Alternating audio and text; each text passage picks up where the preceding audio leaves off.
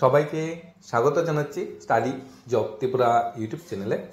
ত্রিপুরার সবচেয়ে বড় নিয়োগ প্রক্রিয়া যেটা সেটা হলো স্পেশাল এক্সিকিউটিভ। কারণ সেখানে 6,000 প্লাস বেকারের কর্মসংস্থান হবে, চাকরি হবে।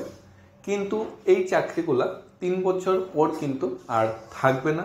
কারণ as per agreement, as per offer letter, advertisement এমনই বলা আছে 3 বছর পরে এক্সটেনশন করা হতেও পারে, নাও করা হতে পারে। চাকরিগুলো কিন্তু পার্মানেন্ট নাই। ত্রিপুরা সরকারের অধীনে নিয়মিত কর্মচারী, রেগুলার স্কেলে কর্মচারী থাকে, ফিক্সড পেতে থাকে। যারা জিআরবিটি গ্রুপ সি বা গ্রুপ ডিতে পেয়েছে বা গ্রুপ ডিতে পাবে 5 বছর পরে রেগুলার হবে। আরেকটা থাকে ডিআরডব্লিউ, যারা টাইম টু টাইম দিয়ে বা অন্যান্য সুযোগ সুবিধা পায় এবং 10 বছর পর রেগুলার সুযোগ থাকে। এরপরে আসে কিছু অনিয়মিত কর্মচারী, যারা কোনোদিনও সরকারের স্কেল পাবে না বা বেসিক পাবে না বা ডিএ পাবে না, অন্যান্য হাউজিং সুবিধা পাবে না, মেডিকেল অ্যালাউন্স সুবিধা পাবে না, সিএ পাবে না। অনেকগুলো অ্যালাউন্স আছে, অনেকগুলো সুযোগ সুবিধা আছে, ছুটি ছাটার বিষয় আছে, যেগুলো মানে অনিয়মিত কর্মচারীরা পায় না। বিশেষ করে এসকিউ জওয়ানরা যারা আছে তারা কিন্তু সেই সুযোগ সুবিধা পায় না। চাকরিরও কিন্তু কোনো নিশ্চয়তা থাকে না। স্পেশালিস্টের চাকরিটা এরকমই। এর ভিতরে মানে ব্যাকফুটে আছে বর্তমান সরকার এই স্পেশালিস্টের চাকরি নিয়ে। বিশেষ করে চাকরির নামে বেকারদের ভবিষ্যৎকে অন্ধকারে স্টেপ বাই স্টেপ ঠেলে দেওয়া হচ্ছে। শিক্ষিত বেকার আগ্রহ স্টেপ বাই স্টেপ কমে যাচ্ছে এই স্পেশালিস্টের চাকরি নিয়োগ প্রক্রিয়া নিয়ে। কারণ 3 বছরের মেয়াদে একটা চাকরির প্রসেস কমপ্লিট করতেই 3 বছর লেগে যাচ্ছে, এখনো কমপ্লিট হচ্ছে না। কোথায় গিয়ে কমপ্লিট হবে, কি হবে সেটা বোঝা যাচ্ছে না। মুখ্যমন্ত্রী নিজেই কোশ্চেন করছে যে কবে হবে। মুখ্যমন্ত্রী নিজেই দপ্তরের চাকরি নিজেই জানে না যে কবে হবে বা কবে না দিতে পারে বা দেওয়ার ইচ্ছা আছে কিনা। এই নিয়ে একটা প্রতিবেদন আজকে পেপারে উঠে এসেছে, সেটা আমরা এক নজরে দেখে নেব। রাজ্যব্যাপী বেকার বিক্ষোভের মুখে শেষ পর্যন্ত আরক্ষা দপ্তরের অধীনে ভবিষ্যৎহীন অনিয়মিত 6,000 স্পেশালিস্ট পদে চাকরির তার উদ্যোগ নিলেও শিক্ষিত বেকাররা এতে আগ্রহ দেখাচ্ছেন না। যদিও ভবিষ্যৎহীন অনিয়মিত স্পেশালিস্টদের পদে চাকরি দেওয়ার উদ্যোগ 2 বছর আগে নেওয়া হলেও এখন পর্যন্ত চাকরি দিতে পারছে না সরকার। বেকার মহলে অভিযোগ উঠেছে স্পেশালিস্টদের পদে চাকরির নামে তাদের ভবিষ্যৎ অন্ধকার ও অনিশ্চয়তায় ঠেলে দেওয়া হচ্ছে। বেকারদের চাকরি ইস্যুতে ইতোমধ্যে ব্যাকফুটে চলে যাচ্ছে বিজেপি সরকার। চাকরির নামে বেকারদের জীবন এক অনিশ্চয়তায় ঠেলে দিচ্ছে। চাকরি তো হচ্ছে না, চাকরির প্রসেস থেকে শুরু করে শেষ অবধি যতটা সময় লাগছে সেই সময়টা বেকারদের জীবনে অভিশাপ হয়ে দাঁড়াচ্ছে। বেকারদের এমনভাবে চাকরি দেওয়ার উদ্যোগ দেওয়া হয়েছে যেখানে চাকরির স্থায়িত্ব বা নিয়মিত হওয়ার কোনো সুযোগ থাকবে না। এমনকি যে কোনো মুহূর্তে বেকারদের চাকরি চলেও যেতে পারে। আরক্ষা দপ্তর শীর্ষ আধিকারিক জানিয়েছে দপ্তরে স্পেশালিস্ট পদে 6,000 চাকরি প্রদানের প্রক্রিয়া চলছে। শীর্ষ আধিকারিক জানান এ ধরনের পদে চাকরির ভবিষ্যৎ নিশ্চয়তা বলতে কিছু নেই। জেলা পুলিশ সুপার অনিয়মিত কর্মচারী হিসাবে স্পেশালিস্ট পদের চাকরি অফার ও পোস্টিং দেবে। স্টেট গভর্নমেন্টের যে জেলা যে এসপি অফিস আছে, এসপি অফিস থেকে কিন্তু অফার এন্ড জয়েনিং দেবে। দেখবে ত্রিপুরা পুলিশ কনস্টেবল দেখবে বা জেল পুলিশ ফায়ার সার্ভিস যে নিয়োগ প্রক্রিয়াটা সেটা ত্রিপুরা পুলিশ থেকে ডাইরেক্ট অ্যাপয়েন্টমেন্টটা দেওয়া হয়। কিন্তু স্পেশালিস্ট ত্রিপুরা পুলিশের একটা ব্রাঞ্চ অর্থাৎ এসপি অফিস থেকে অ্যাপয়েন্টমেন্টটা দেওয়া হবে। নামে স্পেশালিস্ট হলো এই চাকরিগুলি কার্যত এসপিওর মতোই। এসপিওর যদিও স্যালারি 12,000 টাকা, কিন্তু স্পেশালিস্ট স্যালারি তার থেকেও কম 11,000 টাকা এবং অনেকটা এসপিওর মতোই কিন্তু চাকরিগুলো। এই ধরনের চাকরিতে থাকবে না কোনো গ্র্যাজুয়েটি, অর্থাৎ চাকরি শেষ হলে কোনো গ্র্যাজুয়েটি পাওয়া যাবে না, কোনো লিভ স্যালারি পাওয়া যাবে না, কোনো পেনশনের ব্যবস্থা নেই। বেতন মিলবে নামমাত্র, মাত্র 11,000 টাকা। অনেকটা ঠিকা কর্মচারীর মতোই হচ্ছে স্পেশালিস্টের চাকরি। স্পেশালিস্ট পদের চাকরি অনিশ্চয়তা, ভবিষ্যতের কথা বুঝে শিক্ষিত বেকাররা তার দিকে আগ্রহ দেখাচ্ছে না। উল্টো চাকরির নামে বেকারের সঙ্গে নানা কৌশল রসিকতা করা বিষয়টি বেকারের সামনে স্পষ্ট হয়ে গেছে।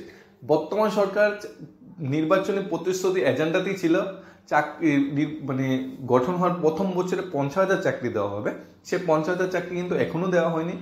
তারপর কিছু কিছু চাকরি যেগুলি দেওয়া হচ্ছে আউটসোর্সিং এর মাধ্যমে, অর্থাৎ সরকারি দপ্তরে চাকরি করবে প্রাইভেট কোম্পানি হয়ে। স্পেশালিস্ট চাকরি এগুলো কিন্তু নিয়মিত চাকরি নয়। এরপরে আরো এসকিউ জন্য কিছু চাকরি দেওয়া হয়েছে, কিছু সোফেরদের মাধ্যমে চাকরি দেওয়া হয়েছে, কিছু প্রাইভেট কোম্পানির মাধ্যমে চাকরি দেওয়া হয়েছে, সিকিউরিটি গার্ডের চাকরি দেওয়া হয়েছে। সবগুলি কিন্তু প্রাইভেট সেক্টরে আউটসোর্সিং মাধ্যমে চাকরি, অথবা কন্ট্রাকচুয়াল চাকরি। রেগুলার স্কেলে কিন্তু চাকরি দিচ্ছে। রেগুলার স্কেলে চাকরি দিলে সুবিধা, সরকারের সমস্যাটা কি? বেসিক দিতে হবে, ডিএ দিতে হবে, গড়ভাড়া দিতে হবে, মেডিকেল অ্যালাউন্স দিতে হবে, সিএ দিতে হবে, অন্যান্য আনুষঙ্গিক সুযোগ সুবিধা দিতে হবে, গ্র্যাজুইটি দিতে হবে, লিভ স্যালারি দিতে হবে, পেনশন দিতে হবে, ছুটি ছাটার বিষয় আছে, সেগুলি কিন্তু দিতে হবে। তাই গভর্নমেন্ট কি কোথায় দিকে যাচ্ছে? একটা আউটসোর্সিং মধ্যে নিয়োগ করছে, হয়তোবা অনিয়মিত কর্মচারী নিয়োগ করছে, যেই কর্মচারী নিয়োগের কোনো ভবিষ্যৎ নেই। 1 বছর পিরিয়ডে, 2 বছর পিরিয়ডে কিংবা 3 বছর পিরিয়ডে রেগুলার স্কেলে কিন্তু দিতে পারতো। চাকরির নামে শিক্ষিত বেকারদের সঙ্গে বর্তমান সরকার একের পর এক নৈতিবাচক ও বিধ্বংসী ভূমিকায় বেকার মহলে তীব্র ক্ষোভ বিরাজ করছে। শিক্ষিত বেকাররা বর্তমান সরকার থেকে মুখ ঘুরিয়ে নিচ্ছেন, যার প্রভাব সরাসরি পড়ছে বিজেপির দলীয় কর্মসূচিতে। শিক্ষিত বেকাররা এখন কার্যত বিজেপির দলীয় কর্মসূচিতে আর যাচ্ছে না, সরকার কর্মসূচিতে শিক্ষিত বেকাররা কার্যত আসছেন না, যার প্রমাণ সম্পত্তি রাজধানী বিজেপির যুব মিছিল থেকে পেয়ে গেছেন দলের নেতৃত্ব ও নেতাকর্মীরা।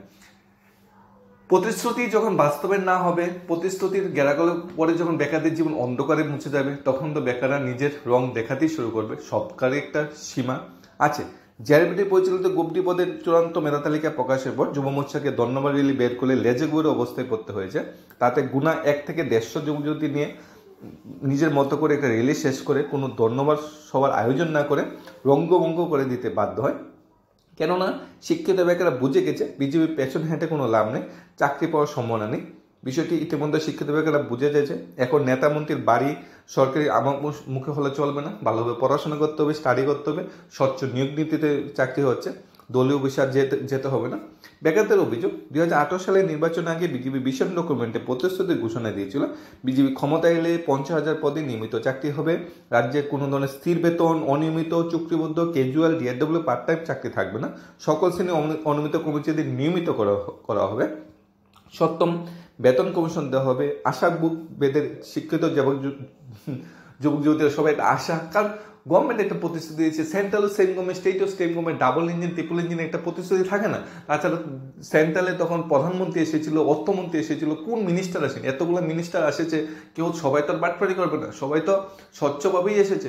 হিমন্ত বিশ্ব শর্মা এসেছিল, বলেছিল সব রেগুলার করে দেবে, ফিক্স পে থাকবে না, অনিয়মিত থাকবে না, চুক্তিবদ্ধ থাকবে না, পার্ট টাইম থাকবে না, 10,300 দেশে ব্যবস্থা করবে, সমস্ত শূন্য উৎপাদন করবে, বছর টেক নেওয়া হবে, 50,000 চাকরি প্রথম বছর দেওয়া হবে, ঘরে কর্মসংস্থান ব্যবস্থা করবে, স্কুল মাধ্যমে চাকরি দেওয়া হবে, কতগুলোই না প্রতিশ্রুতি ছিল। কিন্তু বাস্তবে কি কোনো পূর্ণতা পেয়েছে? বাস্তবে কোনো পূর্ণতা পেয়েছে? গত 6-7 বছরে 13 থেকে 14,000 চাকরি হয়েছে। কোথায় প্রথম বছর 50,000 চাকরি দেওয়া? স্কুল মাধ্যমে চাকরি হয়েছে? হয়নি তো।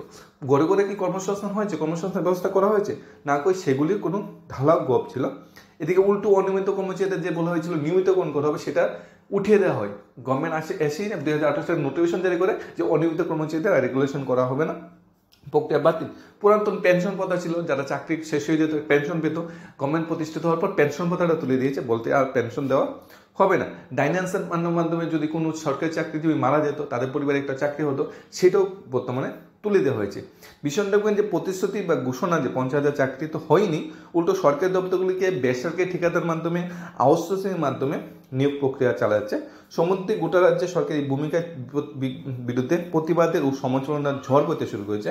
রাজ্যব্যাপী শিক্ষক কর্মচারী থেকে শিক্ষিত বেকাররা নানা ইস্যুতে সরকারের বিরুদ্ধে আন্দোলন নামতে শুরু করেছে। কেউ আদালত দ্বারস্থ পর্যন্ত হচ্ছে, যেরকম এসপিও জওয়ানরা হয়েছে বেতন বঞ্চনার জন্য, যেরকম সর্বশিক্ষা শিক্ষকরা হয়েছে বেতন বঞ্চনার জন্য, যেরকম স্বাস্থ্য দপ্তরের জিডিএ কর্মচারীরা হয়েছে বেতন বঞ্চনার জন্য, যেরকম অঙ্গনের কর্মীরা হয়েছে বেতন বঞ্চনার জন্য, যেমন 2323-এর শিক্ষকরা বর্তমানে আস্তে আস্তে একত্রিত হচ্ছে তাদের চাকরির নিশ্চয়তার জন্য।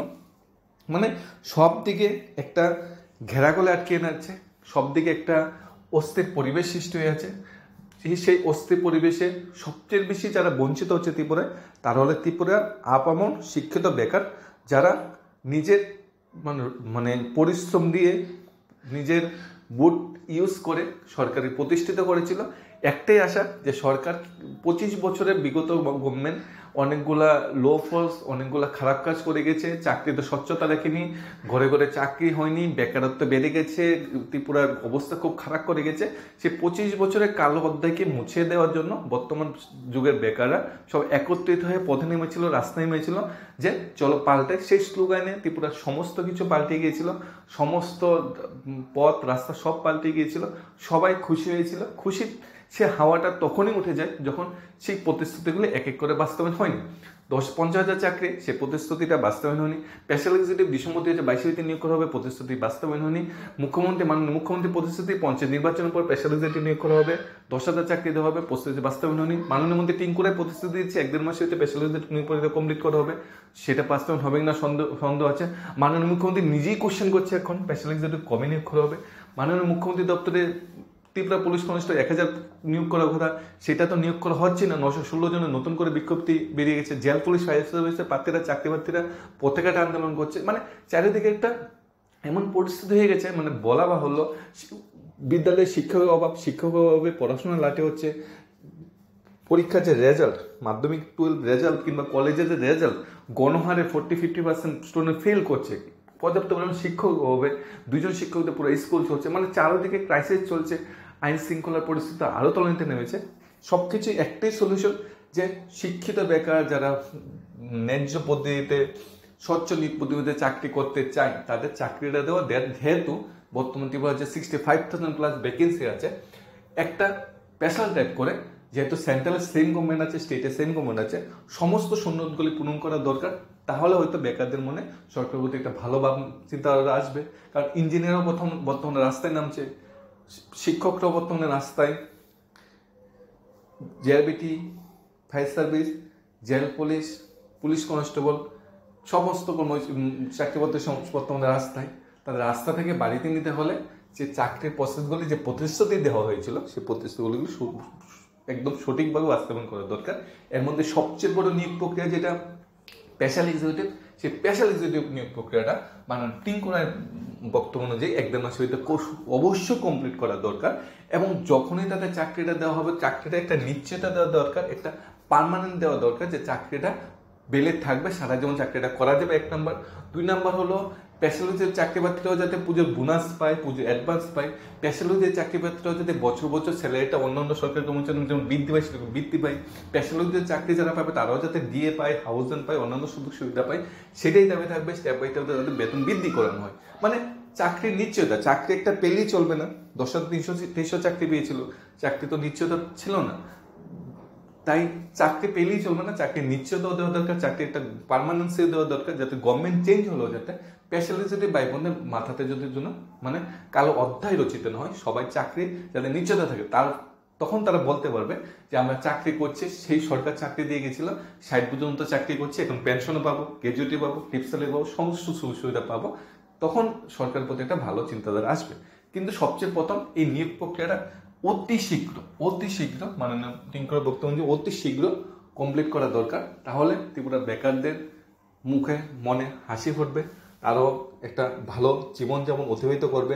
পুজোর সময় সরকারি কর্মচারী বোনাস পাচ্ছে, অ্যাডভান্স পাচ্ছে, তাদের সবাই খুশি। কিন্তু বেকাররা কি পাচ্ছে? বেকাররা তো অ্যাডভান্সও পাচ্ছে না, বোনাসও পাচ্ছে না। তারা একটাই দাবি যে চাকরি, চাকরি, চাকরি।